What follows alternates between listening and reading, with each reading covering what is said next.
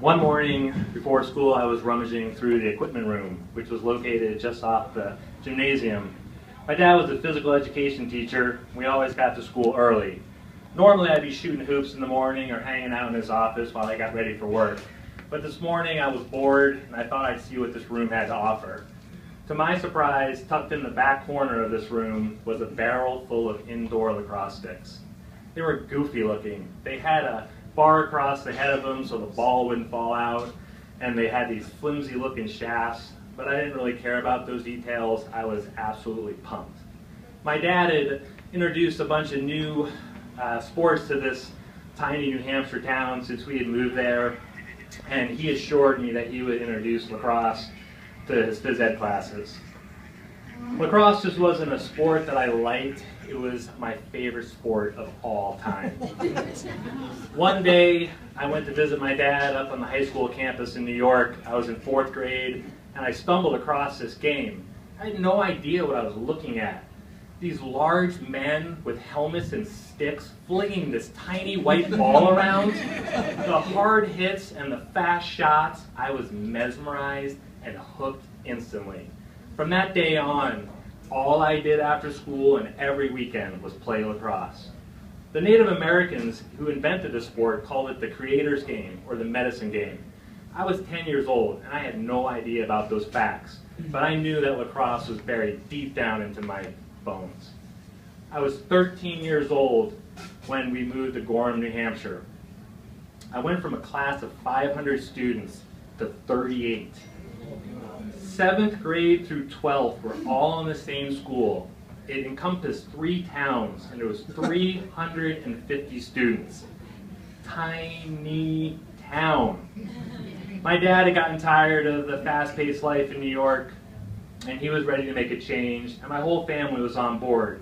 I was still excited to make this move, even though I received the worst news possible. There was no lacrosse in New Hampshire.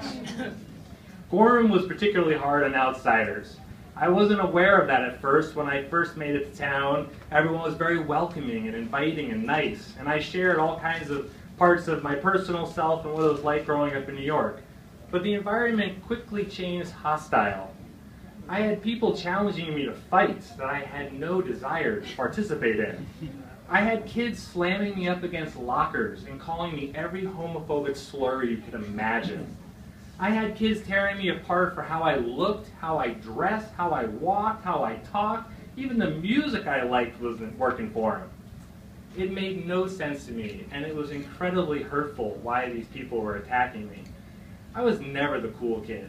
Kindergarten in New York up through elementary school, I was never really fitting in. I was maybe on the cusp a couple of times of being with the cool kids, but never truly invited in.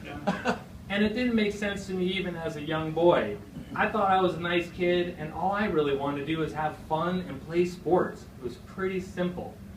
But that wasn't going to be happening. So the 4.5 years that I spent in New Hampshire, it did have some bright moments, and I did meet some nice people along the way. Drama club, skiing up a Wildcat Mountain in the winter, provided an escape from the daily abuse from these bullies. It was really my parents, though, the 2 people that I could trust the entire time. They always had my back, and they allowed me to believe that someday I was going to leave this small town and be surrounded by people that cared about me just the way I was. Lacrosse in phys ed was a rare moment for me to shine amongst my classmates. Sometimes it's the little things in life that can get you through those dark periods. Lacrosse was my moment to rip it up. Kids in class marveled at my stick skills. To cradle the ball, to pass, to shoot, to catch it, it was awesome. My dad required you to pass the ball twice before you could shoot. So I, of course, took the ball inbounds and made sure someone was at midcourt to receive my pass and give it right back to me so I could go down and score another goal. I scored so many goals I lost count, and I loved every single one of them. After a while, this act got pretty annoying to my classmates, and they started stick checking. Well, stick checking wasn't permitted. And some of these stick checks bordered on slashing, which is a violent swinging of the stick. My dad seemed to swallow his whistle during these times, and I remember distinctly yelling at him, "Hey, why are you not calling these penalties?"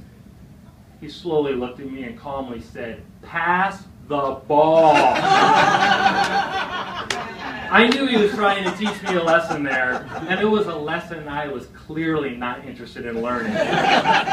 Furious, I barreled my way to the goal to score another one.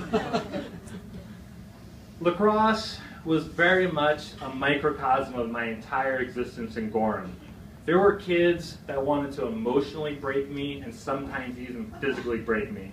But with the help of my parents, I would know that I would persevere. Lacrosse was really very much the same. I would not let these stick-wielding, jealous kids take away a special part of me. Every goal that I scored felt awesome. I would absorb the checks and I would absorb the bruises to keep on scoring. And the harder they hit, the better the goals felt. My goal celebrations were beyond guttural. They were explosive and primal. Lacrosse was really a short-term therapy to a no-way-out situation. It really temporarily took me away from the pain of being bullied and not fitting in every day. For that moment in time, lacrosse just wasn't my favorite sport. It was my medicine game. Thank you.